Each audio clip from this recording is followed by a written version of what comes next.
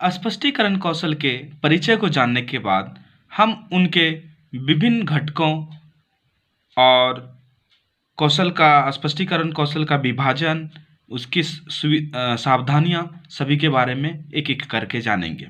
सबसे पहले स्पष्टीकरण कौशल को व्याख्यान कौशल भी कहा जाता है या के नाम से जाना जाता है। हमने पहले भी आपको बता दिया कि जो भाषण दिया जाता है उसमें व्याख्या का कौशल किया जाता है, जो स्पष्टीकरण कौशल में ही आता है। दूसरा पॉइंट है पाठ्यक्रम के कठिन अंशों, भावों को स्पष्ट, बोधगम्य एवं सरलतम रूप में प्रस्तुत करने को स्पष्टीकरण कहा जाता है। जब हम कोई भी सब्जेक्ट लेते हैं या पाठ लेते हैं तो उसके कठिन अंश जो थोड़ा हार्ड रहता है और हार्ड को हम इजी में बनाते हैं और उसके भावों को स्पष्ट करते हैं कि ये जो पाठ्यक्रम का टॉपिक है ये आपको क्या कहना चाहता है, और उस चीज़ों को हम सरलतम रूप में बच्चों के सामने प्रस्तुत करते हैं। और ये प्रस्तुत करने कैसे करते हैं, ये हम स्पष्टीकरण कौशल या व्याख्यान विधि के द्वारा ही करते हैं। फिर तीसरा पॉइंट है स्पष्टीकरण एक प्रकार का वर्णन है जिसमें भाव और अर्थों को स्पष्ट किया जाता है तथा विचारों को स्पष्ट रूप से व्यक्त करने की कला भी कहा जाता है। जैसे हमने पहले भी बोला, शुरू में भी बोला कि एक प्रकार का ये वर्णन है जिसमें भाव और अर्थ, इसमें जब तक आप कोई भी चैप्टर पढ़ाते हैं भाव नहीं है, अब यदि किसी जगह पर इमोशंस लाना है तो इमोशंस लाएंगे, जहाँ पर हैप्पीनेस लाना है तो वो हैप्पीनेस लाएंगे। इस तरह से जो व्याख्यान में शब्दावली होना चाहिए, भाव होना चाहिए, वो श्रृंग और गर्त के रूप में होनी चाहिए। जब ये नहीं होगा तब हम विचारों को स्पष्ट नहीं कर सकते हैं। तो इसलिए स्पष्टीकरण क्या है, विचारों को स्पष्ट रूप से व्यक्त करने की कला है, इसमें भाव और अर्थों को लिया जाता है। फिर नेक्स्ट आता है स्पष्टीकरण के अंतर्गत विषय वस्तु पर आधारित परस्पर पूरी तरह से संबंधित क्रमबद्ध तथा सार्थक कथन शिक्षक द्वारा दिए जाते हैं। इसमें है विषय वस्तु, कोई भी टॉपिक लिए विषय वस्तु पर ही आधारित रहेगा, जिसको हम क्या करेंगे, शुरू में हम क्रमबद्ध के रूप में करेंगे। जैसे हम आपको स्पष्टीकरण कौशल जो बता रहे हैं उसमें हम आपको परिचय बताएं, फिर हम उसका अर्थ बता रहे हैं, फिर धीरे धीरे घटक बताएंगे।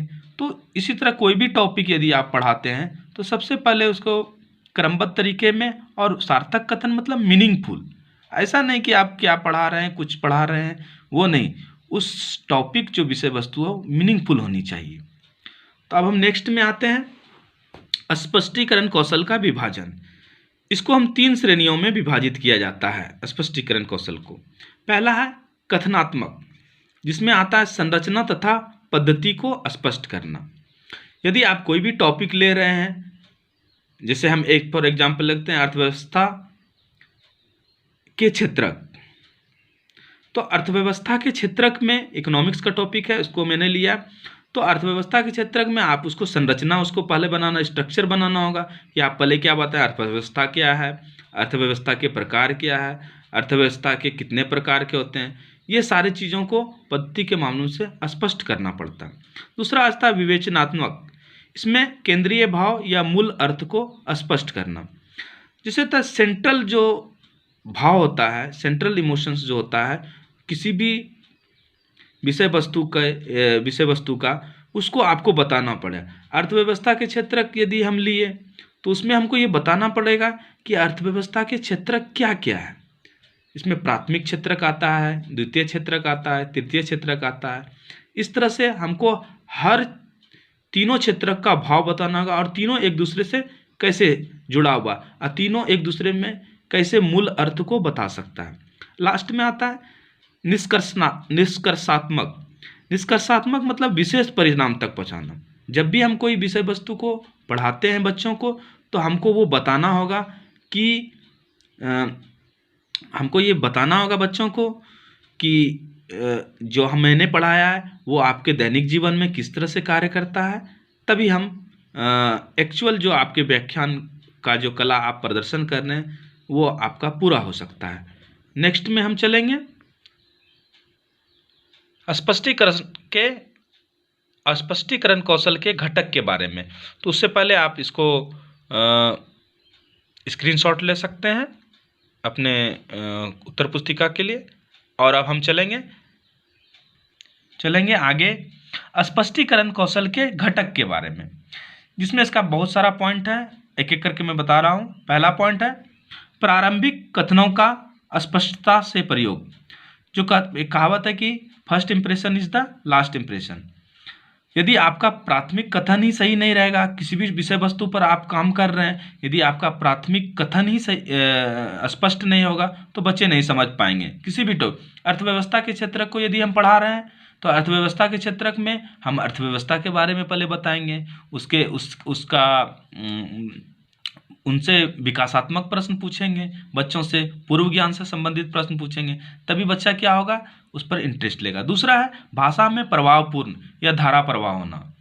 भाषा वास्तविक में जब आप व्याख्यान कर रहे हैं या स्पष्टीकरण कर रहे हैं तो प्रभाव फ्लुएंस होना चाहिए।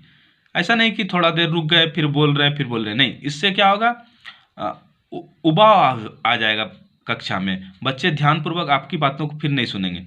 फिर कथनों में तारतम्यता का होना। तारतम्यता मतलब है एक तार का दूसरे तार से जोड़ना। ऐसा नहीं कि आप पहले कुछ और पढ़ाएं और अभी कुछ और पढ़ा रहे हैं, अभी कुछ और है तो पहले कुछ और था। इससे क्या होगा, बच्चे एक जो तारतम्यता होता है वो बच्चे नहीं समझ पाएंगे। फिर है उपयुक्त शब्दों का प्रयोग। व्याख्यान में आप उपयुक्त शब्दों का प्रयोग करें, तभी आपका व्याख्यान इंटरेस्टिंग होगा। फिर है असंबद्ध कथनों से बचना। असंबद्ध कथनों से पांचवा पॉइंट है, इसमें बच्चे लोग है कि आप असंबद्ध कथन होता है कि आप जिस टॉपिक को पढ़ा रहे हैं तो उस टॉपिक से ही रिलेटेड बात करना है। ऐसा नहीं कि दूसरा बात कर रहे हैं, टॉपिक कुछ और पढ़ा रहे हैं और दूसरा कुछ और हो सकता है। उसके बाद आता है छठा पॉइंट में निष्कर्षात्मक कथनों का स्पष्ट प्रयोग। आप जब कोई भी चैप्टर पढ़ा ले रहे हैं, लास्ट में जो कंक्लूजन होता है, जिसे हम पहले बोलते हैं एक नींबू होता है, नींबू को हम जब काटते हैं उसके बाद निचोड़ते हैं, निचोड़ के रस निकालते हैं। इसी प्रकार विषय वस्तु को जब आप व्याख्यान करके पढ़ा रहे हैं तो बाद में उसका निष्कर्षात्मक निकालना होता है। जैसे एक हिंदी में ले लेंगे, कोई भी कविता है या कहानी है, कहानी को बोले लास्ट में निष्कर्ष बोलते हैं कि इस कहानी से हमें क्या शिक्षा मिलती है। ठीक उसी प्रकार ये निष्कर्षात्मक कथनों का स्पष्ट प्रयोग करना चाहिए। फिर सातवां है विचारों या कथनों को आपस में जोड़ने वाले शब्दों या मुहावरों का प्रयोग, रुचिकर युक्तियों का प्रयोग। तो सही बात है, जब शब्द पर आप जब व्याख्या कर रहे हैं या आप कभी कभी भाषण देते हैं जब लोगों के बीच में, तो आप कुछ कुछ कोटेशन यूज करते हैं या मुहावरा यूज करते हैं। इससे क्या होता है, कक्षा में जो बच्चे होते हैं थोड़ा सा ध्यान लगा के सुनते हैं और कक्षा आनंदमय भी रहता है। नेक्स्ट है छात्रों के बोध परीक्षण के लिए बीच बीच में प्रश्न पूछना। आप पढ़ा रहे हैं लेकिन बच्चे समझ रहे हैं क्या नहीं, ये आपको बच्चों से पूछना पड़ेगा, बीच बीच में प्रश्न करना पड़ेगा। इससे होगा कि आप क्या पढ़ा रहे हैं सही तरीके से वो बच्चे समझ पा रहे हैं या नहीं, या बच्चे नहीं समझ पा रहे हैं तो फिर से उसे पढ़ाएंगे। प्रश्न पूछने से बच्चे की काबिलियत का पता चल जाएगा। फिर 9 है बोलने की सहजता, सहज होना चाहिए, आपकी व्याख्यान में सहजता आनी चाहिए।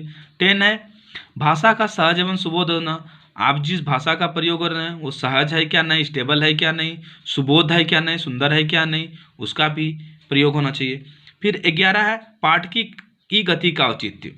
जो आप व्याख्यान दे रहे हैं किसी भी विषय वस्तु पर या तो उसकी गति का औचित्य है क्या नहीं, वो जो आप पढ़ा रहे हैं, जो आप बोल रहे हैं, वो लोगों के मन में या बच्चों में उसका प्रभाव पड़ रहा है क्या नहीं, उसकी गति का उसमें औचित्यता आ रही है क्या नहीं, ये की चीज़ के बारे में। फिर नेक्स्ट है श्रवण दृष्टि साधनों का उपयोग। हम ऑडियो विजुअल एड्स जिसको बोलते हैं, श्रव्य दृश्य सामग्री का भी उपयोग करके हम बच्चों को समझा सकते हैं। जैसे हम कोई चार्ट लिए, डाइजेशन सिस्टम पढ़ा रहे हैं तो मनुष्य के बॉडी का डाइजेशन का डायग्राम को या चार्ट को, उससे बच्चों को एक एक करके एक्सप्लेन करके स्पष्टीकरण करके व्याख्यान करके बच्चों को समझाया जाता है। नेक्स्ट है शिक्षण बिंदुओं को दोहराना। जब भी आप कोई पढ़ाई या चीज़ करते हैं, बच्चों को विषय वस्तु से रिलेटेड चीज़ पढ़ाते हैं, तो ऐसा नहीं पढ़ा के आगे बढ़ जाना है, उसमें कुछ कुछ बिंदुओं को जो तो मेन पॉइंट है उससे बच्चों से पूछना चाहिए, बार बार दोहराना चाहिए। इससे क्या होगा, बच्चा जो पुराने चीज़ों को दिमाग में रखेगा और आगे चीज़ों में उसमें आगे जब कोई चीज़ और नया चीज़ पढ़ाएंगे तो उसमें उसको दिक्कत नहीं होगा। फिर नेक्स्ट आता है 14 नंबर, अंतःक्रिया में परिवर्तन। जो आपने व्याख्यान दिया, क्या बच्चों में अंतःक्रिया में परिवर्तन हुआ, क्या उसमें कुछ बदलाव आया आपके पाठन से, कुछ समझे? तो वो है 15 है, भाषा सरल एवं स्पष्ट होनी चाहिए। बिल्कुल, यदि आपकी भाषा सरल और स्पष्ट नहीं होगी, बच्चे ध्यान नहीं देंगे क्लास में। भाषा यदि कठिन रहेगा, आप कठिन भाषा का प्रयोग करेंगे, स्पष्ट नहीं रहेगी आपकी वाणी में, तो बच्चे नहीं समझ पाएंगे। 16 नंबर, व्याख्यान विषय वस्तु पर आधारित होना चाहिए। जो आप लेक्चर दे रहे हैं या आप एक्सप्लेनेशन कर रहे हैं, वो क्या होता है, विषय वस्तु पर आधारित होनी चाहिए। ऐसा नहीं कि आप पढ़ा कुछ रहे हैं और बोल कुछ रहे हैं। इससे भी बच्चे, यदि आप अच्छा तरीके से नहीं व्याख्यान दीजिएगा, विषय वस्तु पर आधारित व्याख्यान नहीं देगा, बच्चे फिर इस पर ध्यानपूर्वक नहीं समझ पाएंगे आपकी बातों को। 17, यह विधि पूर्णतया शाब्दिक, उच्चारण मधुर तथा स्पष्ट होनी चाहिए। भरबल ही होता है कम्युनिकेशन इसमें, व्याख्यान में, तो आपको उसको बताना होगा। स्पष्टीकरण में भी जैसे हम बोलते हैं कि पूर्णतया शाब्दिक, उच्चारण होता है मधुर होना चाहिए तथा स्पष्ट होनी चाहिए। फिर 18, व्याख्यान बहुत लंबा तथा छात्रों को उबाने वाला न हो। बिल्कुल सही बात है। यदि आप व्याख्यान दे रहे हैं, आपको जब लेसन प्लान बनाना पड़ेगा, तो इसलिए 35 या 40 मिनट का आपकी क्लास भी होती है, 40 मिनट का, 35 मिनट का। यदि 2 घंटा 2.5 घंटा का कर देगा तो क्या हो जाएगा, आपका क्लास लंबा होने के कारण आपको वो उबाने वाला हो जाएगा। इसलिए व्याख्यान लंबा ज़्यादा नहीं होना चाहिए। 19 नंबर है, यह निरंतर छात्रों की उत्सुकता में वृद्धि करता है। बिल्कुल, आप यदि पढ़ाइएगा, अच्छा पढ़ाइएगा, अच्छे टीचर होने, अच्छे स्किल का उपयोग कीजिएगा, अच्छे TLM का यूज कीजिएगा, तो बच्चे क्या होगा, आपकी क्लास में ज़्यादा उत्सुकता करेंगे और आगे वाले दिन में भी बोलेंगे कि सर का क्लास है तो हमको, या मैडम का क्लास है तो मैं इसको अच्छी तरह से पढ़ाते हैं, अच्छी तरह से पढ़ाते हैं, इसलिए उसमें छात्रों में उत्सुकता रहेगी आपके क्लास के प्रति। फिर नेक्स्ट है, पाठ्यवस्तु के प्रस्तुतिकरण के समय उसके स्पष्टीकरण के लिए अध्यापक को सहायक सामग्री, चार्ट, रेखाचित्र, मॉडल का भी समुचित प्रयोग करना चाहिए। सहायक सामग्री TLM बोलते हैं। TLM का मतलब होता है teaching learning material. Teaching learning material में चार्ट, मॉडल का प्रस्तुतिकरण करके बच्चे जो होते हैं आपके क्लास को इंटरेस्टिंग रूप में लेते हैं, क्योंकि हम रेखाचित्र या मॉडल का उपयोग करते हैं, तो उसको अच्छी तरह से स्पष्टीकरण करके एक एक पॉइंट को बच्चे के सामने प्रस्तुत कर सकते हैं। नेक्स्ट है, विकासात्मक प्रश्नों की सहायता से व्याख्यान में सजीवता लाई जा सकती है। जैसा हम बोलते हैं कि हम जब भी कोई भी टॉपिक शुरू करते हैं तो उससे पहले हमको बच्चों के पूर्व ज्ञान के बारे में जानकारी होनी चाहिए। पूर्व ज्ञान में बच्चों में जानकारी होगा तो बच्चे क्या होंगे, वो जवाब देंगे, और उसके बाद जो नहीं जानेंगे उसके बाद वो बच्चे जब आप व्याख्या देंगे तो बहुत ही अच्छी तरीके से, बहुत ही मन लगाकर आपकी बातों को सुनेंगे, और उसमें इससे क्या होगा कि जो आप लेक्चर दे रहे हैं उसमें सजीवता आएगी, लाइवलीनेस आएगा। नेक्स्ट है, स्पष्टीकरण करने की कड़ियों का समुचित उपयोग। जो आप कड़ी कर रहे हैं स्पष्टीकरण व्याख्यान में, कड़ियों का समुचित उपयोग। ऐसा नहीं कि पहले कुछ और पढ़ा है बाद में कुछ और पढ़ाते हैं। एक दूसरे से जो पहला स्टेप है दूसरा स्टेप से मेल मिलाप करना चाहिए, क्योंकि आपके सिलेबस भी बहुत सारा चीज़ सिलेबस भी है। इसमें जो है पहला लर्निंग है तो फिर ट्रांसफ़र ऑफ लर्निंग है, जैसे C3 पेपर में, तो इसी तरह से कड़ियों का समुचित उपयोग करना चाहिए। फिर हम नेक्स्ट आ जाते हैं अब स्पष्टीकरण कौशल में सावधानियाँ। क्या क्या चीज़ सावधानियाँ होनी चाहिए। तो पहला हो जाएगा सरल, सहज एवं स्पष्ट व्याख्या की जाए। बिल्कुल, यदि आप सरल, सहज एवं स्पष्ट व्याख्या नहीं कीजिएगा तो बच्चे क्या होगा, आप वो नहीं समझ पाएंगे आपकी व्याख्यान को, आपके भाषण को नहीं सुनेंगे। दूसरा है प्रभावशाली, प्रभावपूर्ण भाषा का प्रयोग की जाए। बिल्कुल अट्रैक्टिव होना चाहिए, प्रभावपूर्ण बना, फ्लुएंस जो होता है आपके भाषा लैंग्वेज का जो होता है फ्लुएंस, उसमें प्रयोग की जाए। प्रभावशाली, यदि आपका क्लास व्याख्यान नहीं रहेगा तो बच्चे उबाऊ हो जाएंगे। फिर तीसरा है क्लिष्ट एवं बोझिल शब्दों या भाषा के प्रयोग से बचा जाए। यानी कि कठिन भाषा या शब्द का बहुत सारे शिक्षक यूज करते हैं जो कि बच्चे नहीं समझ पाते हैं, इसलिए जितना भी हो इजी वर्ड यूज करना चाहिए जिससे बच्चे समझ पाएंगे। चौथा है निष्कर्ष को स्पष्ट करना चाहिए। बिल्कुल आपको जो भी चैप्टर पढ़ा है, यदि आप बाद में कंक्लूजन को स्पष्ट नहीं कर पाए कि आप पढ़ाना क्या चाहते थे, उससे क्या शिक्षा मिलती है, तो वो भी आपका व्याख्यान व्यर्थ चला जाएगा। लास्ट है पॉइंट, बोध प्रश्न अनिवार्य रूप से पूछे जाने चाहिए। जब शिक्षक लेक्चर देते हैं या व्याख्यान देते हैं, उसके बाद कि बच्चे क्या जाने, क्या समझे, क्या सीखे, उसको अच्छी तरीके से तभी पता लग सकता है जब शिक्षक बच्चों से बोधात्मक प्रश्न पूछेंगे पढ़ाने के व्याख्यान के बाद। इससे वो समझ जाएंगे कि मेरे में कहाँ पर गलती है कि बच्चे नहीं समझ पा रहे हैं, फिर वो अपने टीचिंग जो है मेथड में थोड़ा सा बदलाव करेंगे और बच्चे भी आसानी से समझ जाएंगे। तो ये यहाँ का जो मेरा ये दूसरा वीडियो है, ये आपका घटक थे, स्पष्टीकरण के घटक और सावधानियाँ, बहुत सारे चीज़ थे। और मैं अब तीसरा वीडियो में जब जाऊंगा तब इसको मैं स्पष्टीकरण कौशल को बताने को समझाने की कोशिश करूंगा कि पाठ्य योजना में किस तरह से बनाया जाता है। तब तक इसको आप अच्छे से ध्यान से अपनी उत्तर पुस्तिका में स्क्रीनशॉट लेकर देख सकते हैं। धन्यवाद।